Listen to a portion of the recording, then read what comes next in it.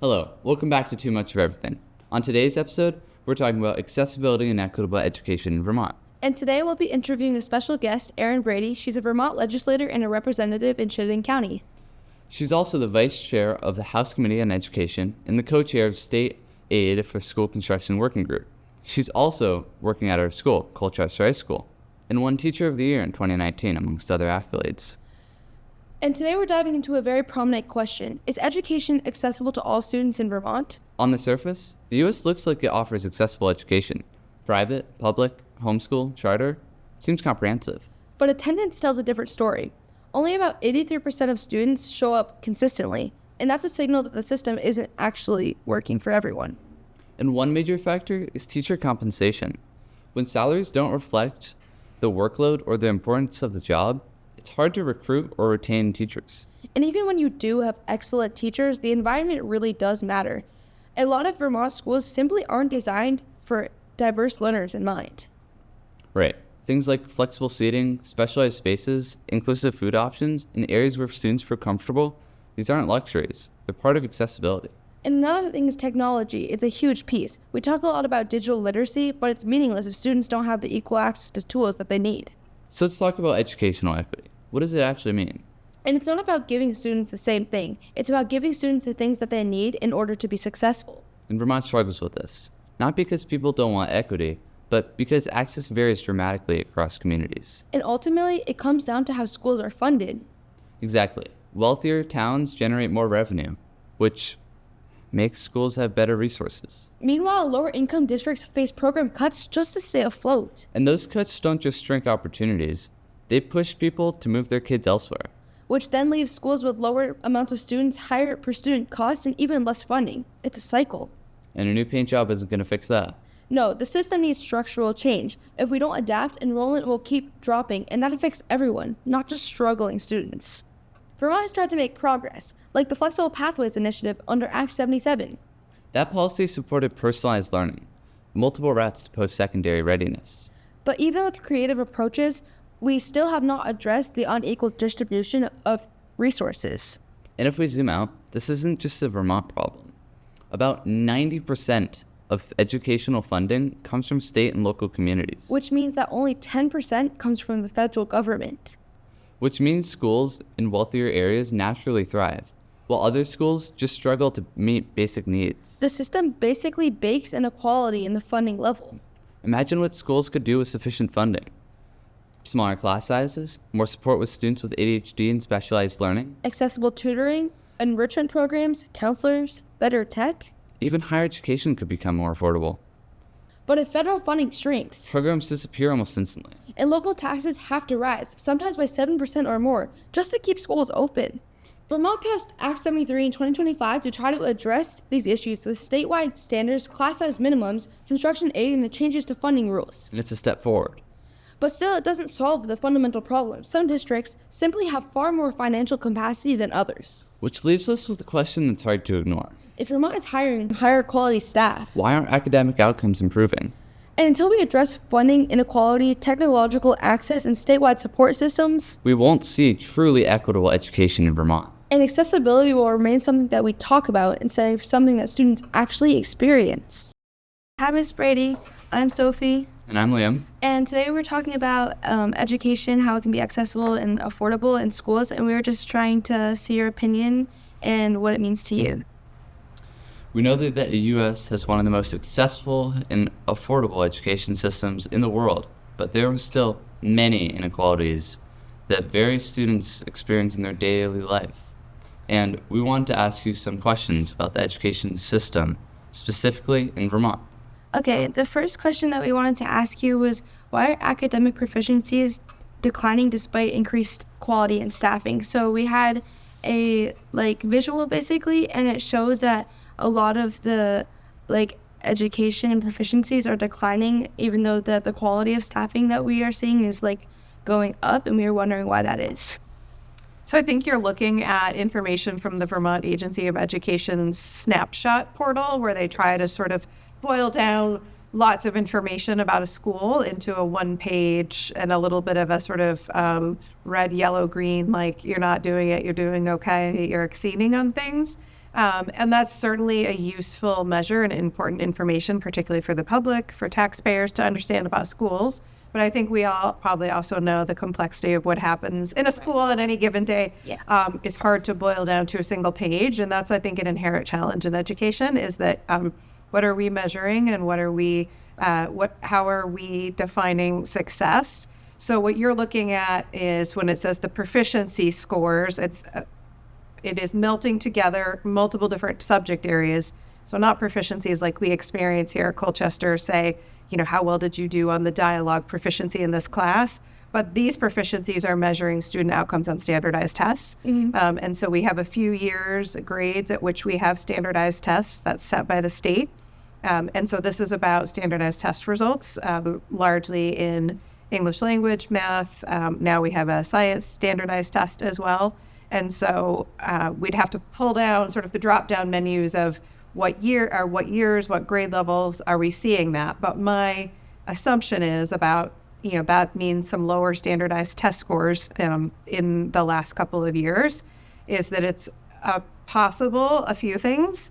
It's one, we keep changing what standardized tests we're using. And so we try, I think, really hard in Colchester and in Vermont not to just teach to the test, that really what's valuable here at school mostly is not going to be measured on those tests. And so as those tests change even more, students may be less prepared for exactly what is being tested on them. And I think we know students, particularly for high school students, it's hard to motivate students to really do their best on the standardized test that's not going to be coming back to them personally, but it's just going to show an overall grade for the school or the district or the state. And I think we also sometimes forget we're not that far away from the pandemic. And while we also want to put it in the rearview mirror in so many ways, the changes and the challenges it brought about, particularly for kids, when they're in a hugely important developmental phase of their life, we're still feeling the effects of that. And we're only starting to study that really even as a society. So kids who might have missed really critical math skills or literacy skills might be tested on something now a couple of years later that we're still seeing the sort of long arm of COVID and the disruption that we all experienced. Those are some of my assumptions without knowing some of the specifics of the data more. Yeah. To add on to that as well, because it's like a standardized test, there's different data from all over the place because it's so many different schools. Yeah. Do you think that one of the largest barriers to that is because there's different budgets for different schools? So maybe they're being taught different ways, that it's a different type of way that they're being tested to get results, maybe? Yeah, I think that's a possibility. I think in any time you're talking about standardized testing, the results are going to be variable. And so it would be interesting to look at what are the trends compared to other schools or districts or in this data that they're sharing from the Agency of Education. I think maybe we will get to this further in the discussion. There's a pretty strong, you said something at the beginning about sort of continuing gaps in our education system in the United States. Yeah. And there's a pretty strong, I had written down one thing on my my notepad, demography is not destiny, that basically where you live. I think public schools have been trying to overcome the barrier of where you live defines your access to almost everything in life and your successes. Mm-hmm. And that there's a lot of history and there's a lot of research around how much a student's level of income, whether a student is a minority, whether a student has a disability, how much that impacts their achievement, and that schools are doing their best, but there are so many sort of intrinsic barriers in our culture that often schools do a lot, but don't necessarily overcome ultimately a lot of the barriers that kids come to school with. And so I guess when you ask, how much schools are spending, I think we can get into how Vermont spends money on education because it's really complex. But certainly there might be a correlation. I think there's likely to be more of a correlation between the income level of students in a given school's population and their proficiency level, just based on what we know kind of socioculturally about how the system tends to function in the United States, even though I think we keep trying to do better and make it more equitable, as we should. Okay, going back to the statistic, what are some changes that you feel that could be possibly implemented so the graphs aren't all up and down, but can be more equal? I think a lot of it is the changes schools are always trying to do. The work of improving schools is never done. We're never there.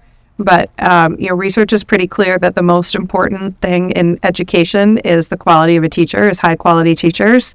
And so I think the more we can do to invest in teachers, to have high quality professional development for teachers, and train teachers, and not just as they go into the profession, but throughout their career, and continue to refine those practices, generally is going to show the biggest reward with students, and then ultimately with student achievement and students probably achievement on standardized tests as well. And so you bring all that into the school, and then we got through the sort of initial sort of shock and awe stage of everybody coming back to school. We had some huge behavioral challenges, and I think we're still settling back into, for some, I think there was some questions around, well, do I need to go to school? Like, why do I need to go to school? And so even just, I think might even be something we talk about, engagement, attendance, getting students to school. We're working on some pretty fundamental things, but you can only do so many things at once. And so if we're working on that, are we also working on specific reading strategies or on specific inquiry strategies? I think that we still need to get to a more stable place as a society and as a school system so that we can be much more focused on teaching and learning and not sort of everything about a student's wellness. And I think that we're still dealing, but I don't know if we'll get there. I think society's changed in a lot of ways. The expectations of schools have changed. So we might have to redefine it going forward. Yeah. And how you talked about the quality of learning really comes from the staff. I don't know if this is more of an opinion question, but how do we get to that point where the quality of staff, it overcomes the struggles so that teachers want to come and teach the kids? Because even when there's say our Winooski school, it's really hard to pay people the means that they need to be good quality teachers because they don't have that money. So what can we do about that? How do we make quality learning quality? Yeah, good. Yeah, that's a good question. And when we talk about sort of what is measured at the state level, quality, we probably have a sense of a whole list of things we think of a quality classroom or what is a quality learning experience, but their quality is really going to be measured by, are teachers licensed? Are they relicensed on time? Are they meeting their professional development requirements? It's a pretty bureaucratic kind of bare minimum quality. And then there's a few things like becoming a national board certified teacher where a teacher can essentially go above and beyond to show I'm quality. But we have a pretty basic way of showing quality in terms of teachers in this country. And I think I have to think back a little bit to a transition there, but to your question about, say, Winooski or a high poverty community. In Vermont, one of the things that we do really well is that we have modified our funding formula to really account for the fact that students come to school with different needs, and students coming from a high poverty background, students who are learning English, need more resources and support and thus cost more to educate. And we actually account for that in our in the way that our funding formula and our funding system works. So students in Winooski are actually get much more per student than, say, students in Colchester or where I live in students in Williston. And to their credit, Winooski has used that investment on kids. They've done a big bond. They've renovated their building. They have really innovative programs. They are investing that back in kids, even though they are serving perhaps a higher needs population. But those students, particularly if they're learning English, may not be able to show proficiency in the way that's going to be measured and show up on a snapshot. But they might be developing in a healthy way, developing academic skills, developing as a person, being supported in that school community in a way that 5, 10, 15 years down the line might show up much more in terms of being, a successful person out in the world, out in our Vermont society. Did not look at it like that. Yeah. It's very interesting. Well, I heard one time, we tried to do some work for a couple of years in the legislature on the whole issue of school construction and buildings.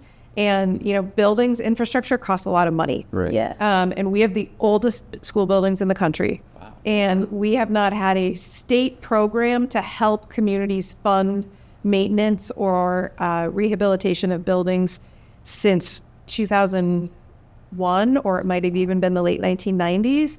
And so without that, it's really been up to local communities to be able to pass a bond and basically for that local community say, yes, we'll spend some money to fix up the building.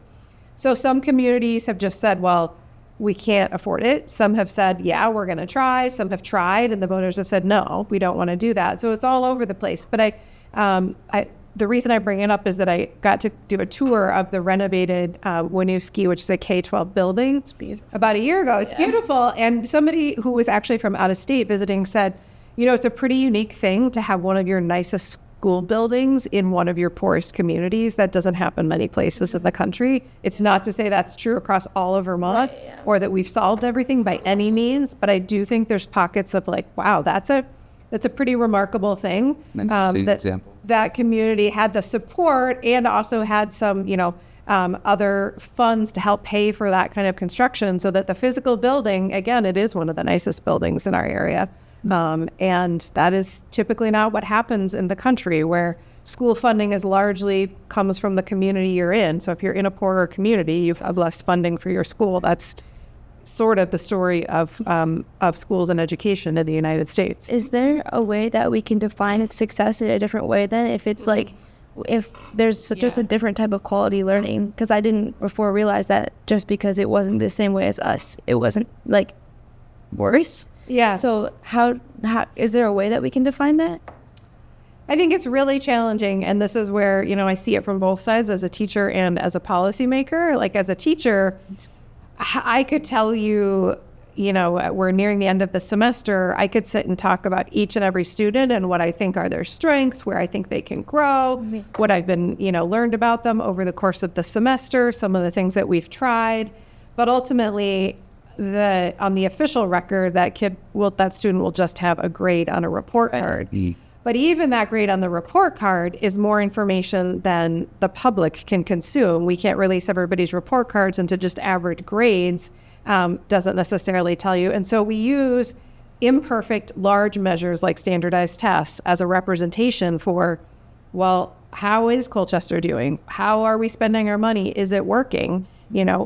As a teacher and as a parent, I want to tell a longer narrative story and, show what's happening, a portfolio.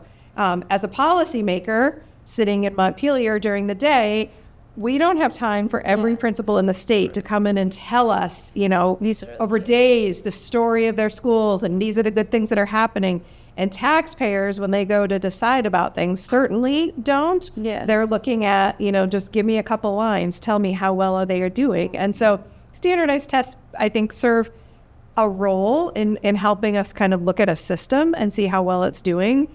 The quality of the test, the quality in how it's administered, and then the quality in using and applying that information then also matters. And one of the challenges I think we have in Vermont is that because we tend to be we have a lot of local control, we have a lot of options, we have a lot of freedom in the classroom that in a lot of places you don't have. You have a state curriculum and you follow it. You have a state textbook and you follow it. We don't have that at all. I think there's a lot of value to that and freedom in it. But on the flip side, it's very hard then if we have a lot more freedom and hopefully have teachers that are innovating, responding to kids' needs. If ultimately they have to sit down and take the same test, then it isn't necessarily going to be as reflective of this really broad experience. So it's a challenge, and I realize that it continues to be a challenge. I think schools are dabbling with lots of different metrics as we become more, sort of obsessed with data as a culture. Although Act 73 is in effect, how do you feel about having fewer larger school districts rather than smaller ones and having one property tax instead of smaller community district ones? Well, so Act 73 passed last session. I worked on it a lot, and then I voted for it in the end, or voted against it in the end. Sorry, to make that super clear. I voted against it in the end. And the law does not of itself redistrict the state. It creates a process that we have to redistrict the state. So one of the first things that the legislature is going to confront this session is, are we going to redistrict the state? And if so, how? And the law created a task force to come up with some options.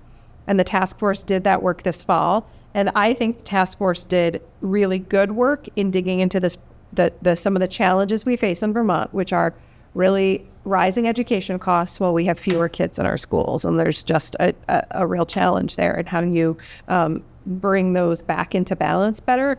But this task force that was going to look at possible maps instead sort of mapped out a different route that I believe right now is sort of our best way to address these big challenges we have about rising education costs and fewer kids in our schools.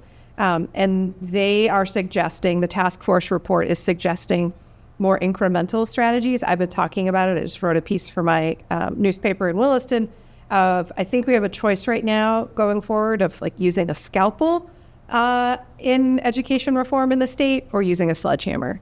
And I think that this moment we are better served with a scalpel and more careful, thoughtful, incremental, precise work changes, some hard changes, rather than a sledgehammer to our entire system.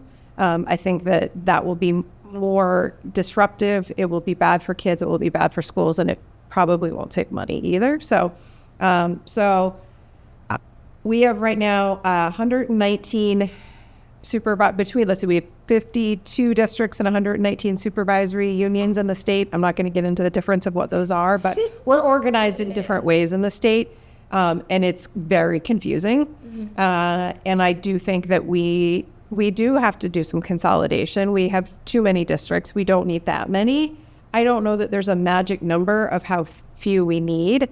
I think that we need to look strategically at the state and say, well, where there's a district of 500 students next to another district of maybe a few hundred students, why is that still the case? Right. Why aren't they able to merge and consolidate? Why haven't they chosen to do that? We actually had a law a little over 10 years ago, Act 46, that really they were looking at the same problems. And if you go back through sort of Vermont history, about every 10 years for the last 40 years, we've been in the same place of, we have a crisis. Education costs too much. People don't want to pay for it. What are we going to do? And we've tried a lot of different things. And they started doing some voluntary mergers under Act 46 that I think was the right direction to go. And it gave communities some resources to work with neighboring communities and figure out where it made sense to merge. It gave them a tax incentive to do that. The district I'm in, Williston, became part of the CVSD district. We are now all Williston, Shelburne, Charlotte, Heinsberg, and St. George are all one school district now, and we didn't used to be before Act 46. And so I think we need to do more work like that, that's voluntary, that's strategic, and look at where the consolidation needs to happen first before we say we're just going to do it to everybody all at once. So I think Act 73 is sort of a big question mark right now in terms of because it laid out a whole bunch of steps, but every single one requires a lot of work and many require some more legislative decisions along the way. And so we're really only starting on that path right now. And again, I'm advocating for, and I might lose, I don't know that we have the votes, but I do think it's pretty close, for a more careful strategic path and voluntary consolidation and mergers, trying to get districts without becoming the same district to share services better, and to move us towards the other thing the task force recommended that I think is the right step, particularly as a high school teacher, is to have more regional high schools in the state that can offer more opportunity. And I think it's easy for us to forget here in Chittenden County, where we are the more urban part of the state. There is more density. My son goes to CBU where there's 1,200 kids. For most Vermonters, they think that's huge. That's a small high school compared to most of the country. Colchester's almost half that size. It's a really small high school compared to most of the country. But at least here at Colchester, you have a variety of AP options. We have many sports teams. You have clubs. We have high schools of fewer than 100 students, several of them around the state. And there's some geographic necessity to that, and we have to be careful of that. But there's also, particularly as opportunities change and the world changes, I think, particularly for high school kids and middle school kids, having more opportunity, working with different students, meeting more kids is, research shows is better for their development. And so if we can start to move from a lot of really small high schools into some more regional high schools in some places in the state, that I think is really important for some efficiency economically, but also for kids' experience and the quality of their educational experience. But that's hard. You're asking people to change, schools, boundaries, mascots, teams, things that have a rich history, a lot of cultural meaning. It's very emotional. If Act 73, like the way that voting goes, and it's more incremental and we make it like small changes, if it wasn't that way, what do you think would be like the disadvantages of it? Why do you not want it to go that way? I think the disadvantage of the way that Act 73 is set up right now, and that making the first step about bigger districts everywhere and much, much bigger districts, is that there's some places where district consolidation absolutely needs to happen and should happen sooner rather than later. But to make everybody consolidate, the process of consolidation itself is really bureaucratic. It's really hard, and it's expensive. You're taking sort of different government structures, and it's like taking two countries and saying you're becoming one. It's a lot of legal work. It's a lot of, it's not teaching and learning work. It's not improving things for kids. It's stuff, on paper. It's transferring property. It's figuring out if the teacher contract in this district says you work this many days, but this one says you work this many days, like coming to the middle and figuring that out. All probably important stuff to figure out, but that's not, to me, that's not like impacting kids on a day-to-day basis. That's not improving education. And it's going to be really expensive and really difficult. And it's really hard work. And if people are forced to do it without any willingness, I also think there's just, there's also good research out there about how you make change, and having some buy-in. Generally, if you've got a little buy-in and you can build some buy-in from the community as you go, of course you're never going to have everyone. But if you force things on, it's same as for us in classrooms. If you give students some choice and give them some options versus you say, everybody's going to do this now, one tends to go better than the other. So I'm concerned that it will be a lot of work that isn't student focused, but consumes the energy of schools, of administrators, of people connected to schools. And I think we have to be careful. We do need some bigger districts, but if they become really big, then they become really big political organizations. So right now, I'm in the biggest district in the state, CVSD. We have a school board of 12. I was on it for many years. It's broken down by proportion. So Williston's the biggest town in that district. So we have 4 reps. Charlotte has only 2 reps because they're smaller. So it's proportional within that. If you were to take one of the proposed districts that would include Colchester, is like somewhere between 22 and 34,000 students going from like Swanton down to Addison County. Well, first the legislature is going to have to create all the new rules about how big is that school board, how are they elected. But say you have a 12-person school board that's representing all of that.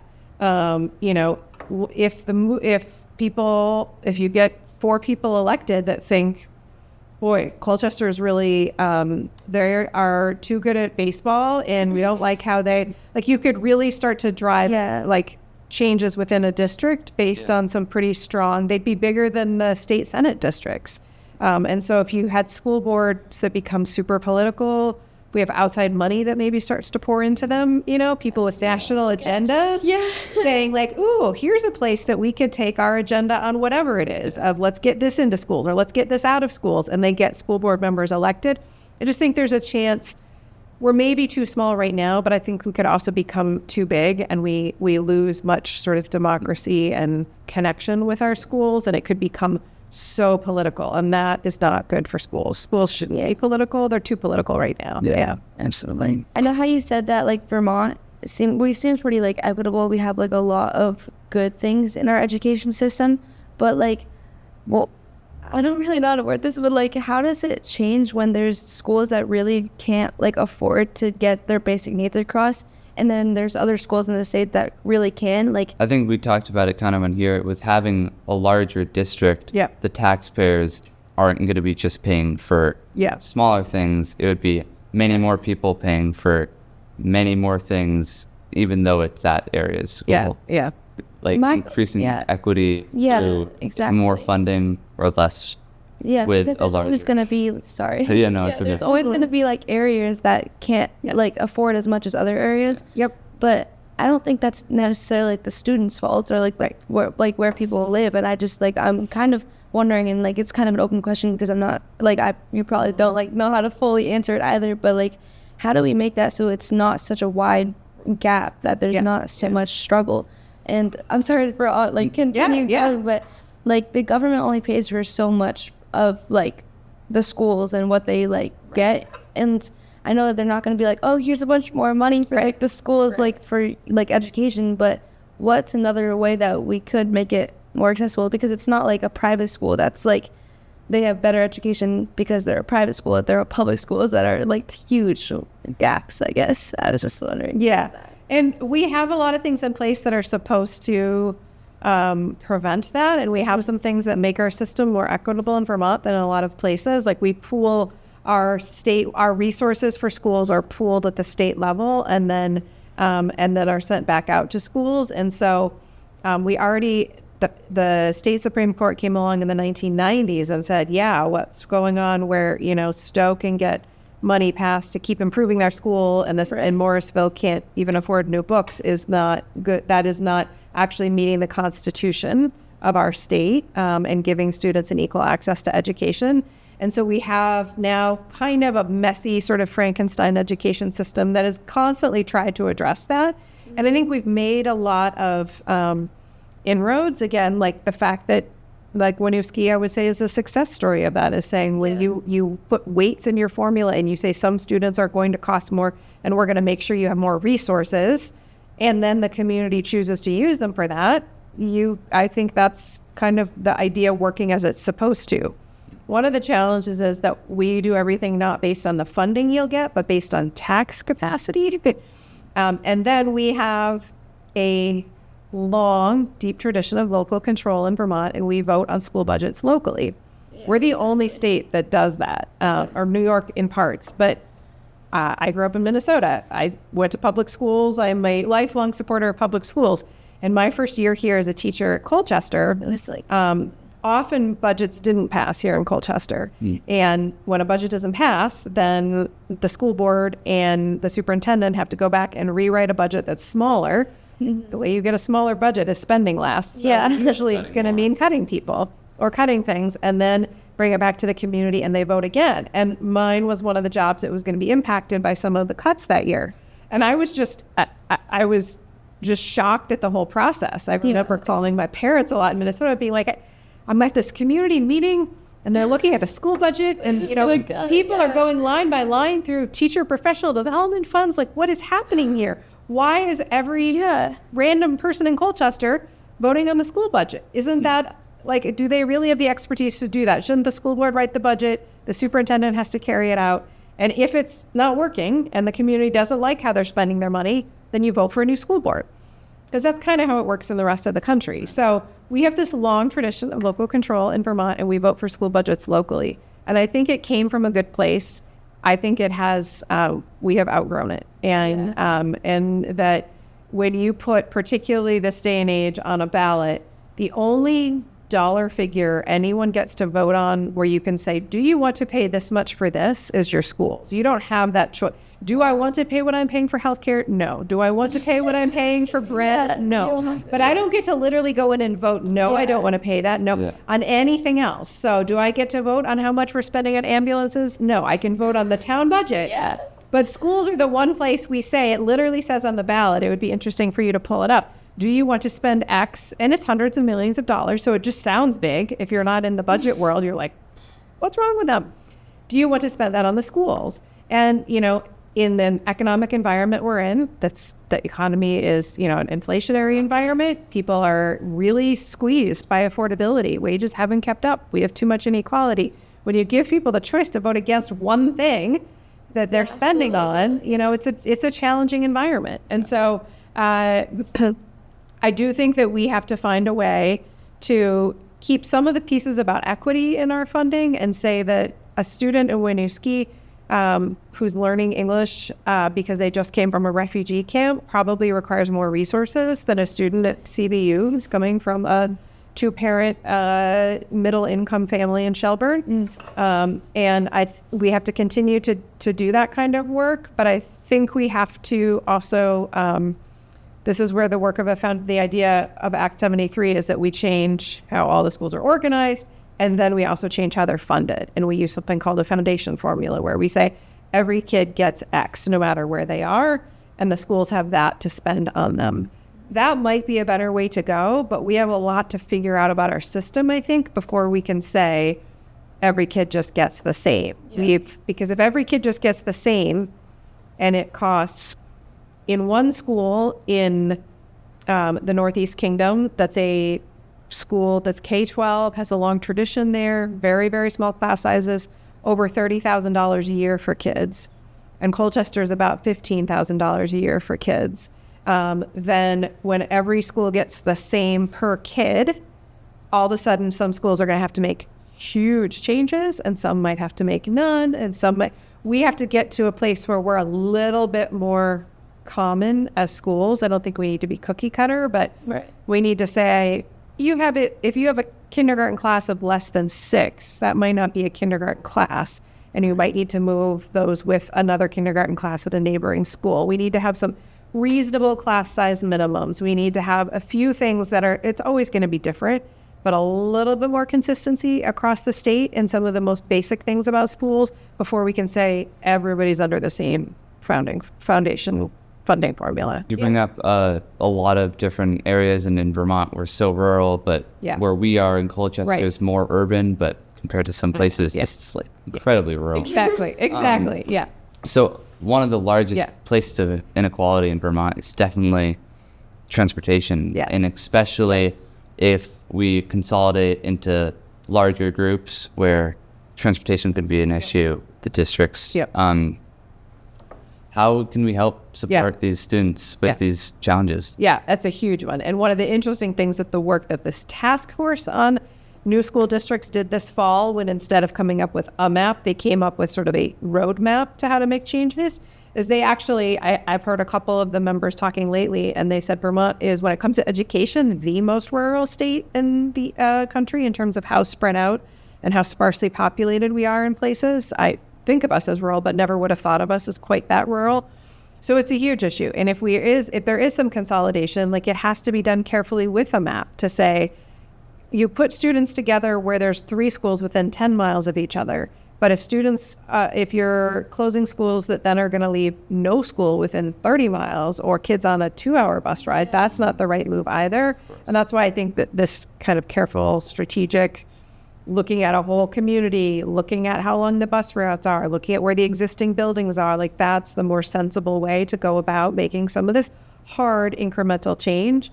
But when it comes to transportation, what most states do is there's some things about education that they tend not to have the local taxpayers pay for, but they're paid for.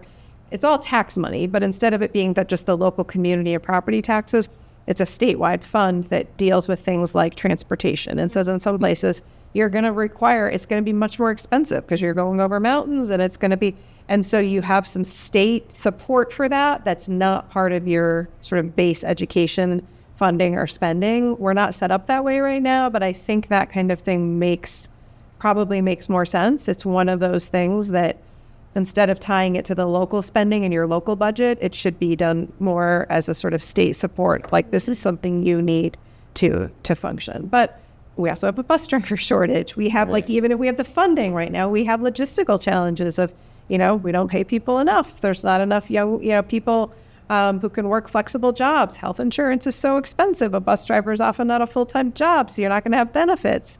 People can't afford to do a lot of these jobs. So many of them it comes down to benefits and healthcare. So there's just so many interconnected challenges in all of this that's, it's overwhelming, honestly, at times as a legislator. So I think you have to sort of spend some time, get totally overwhelmed and immersed, and then put your head up and say, okay, what are the next steps? So we're just going to incrementally keep making some changes and improvements. But it's why I do think that saying, okay, the challenges are overwhelming, let's blow everything up, I don't think is realistic either, and I think will have some collateral damage. That makes sense. Absolutely. And just to close up, and thank you so much for having this with us. We really appreciate it. But if you could give, like, advice to students like Liam and I about, like, helping advocate for students that are going through times like this, that it's really just so hard for them to get a great education, how would you tell, like, a student, like, how to help other kids? Can I ask you a little bit when you mean, like, when it's hard for some students to get a great education? Can you explain that a little, or what you're thinking, feeling? So I just know, like, not to say Winooski isn't a great school, but I know some students that have like talked to me that have said they're really struggling with school and they haven't had the best opportunity to get like all the access and tools they need to be successful. And I'm wondering how we can help them feel that like they are making more success and like doing things to have the same opportunities that like me and Liam are having at Colchester. I think that's a great question and a challenge for all of us, you know, for students too. But I don't say all of this to say like schools are perfect. I think there's so much work to do. Exactly. And some schools, some kids really struggle to feel, to feel engaged at school, to feel motivated, to feel challenged, to feel safe. I think that happens for a lot of different reasons. So, you know, I would hope first and foremost that kids speak up and advocate for themselves, talk to people, talk to a teacher, find one person in the building you trust, and hopefully don't underestimate your power of speaking up either. I mean, for me as a classroom teacher, I think of it, there's nothing more important to me than student feedback. And sometimes that comes really directly in terms of I give them a survey and ask them, these things about class, but sometimes it comes in the form of seeing, a lot of heads on desks is also like, whoa, okay, something's not working here. So I think for students to keep giving feedback to when I hear my own kids, complain about school, my first suggestion often is you should kindly and respectfully ask your teacher why that is, or, ask if you can meet and suggest an alternative. And I know it's not as easy as that, but I do think that we hopefully can better partner with students and schools and, empower them to help us make changes and find ways to make engaging, figure out what is working well for you and how could we do that better with other students, different students. Yeah. So, how much longer can we afford to ignore the true barriers of accessible education? Why am I talking so much? Take this slide in that way. Imagine what schools could do with sufficient funding. Smaller class sizes at your rates. Imagine what schools could do. Sorry, I see it. Which means schools and welfare communities naturally thrive. Well, others struggle just their basic needs. The system essentially bakes inequality in the funding understood the information communities. Which means schools and welfare communities naturally thrive, while others struggle just to meet basic standards. The system essentially bakes inequality in the funding level. The system essentially bakes inequality. Ready?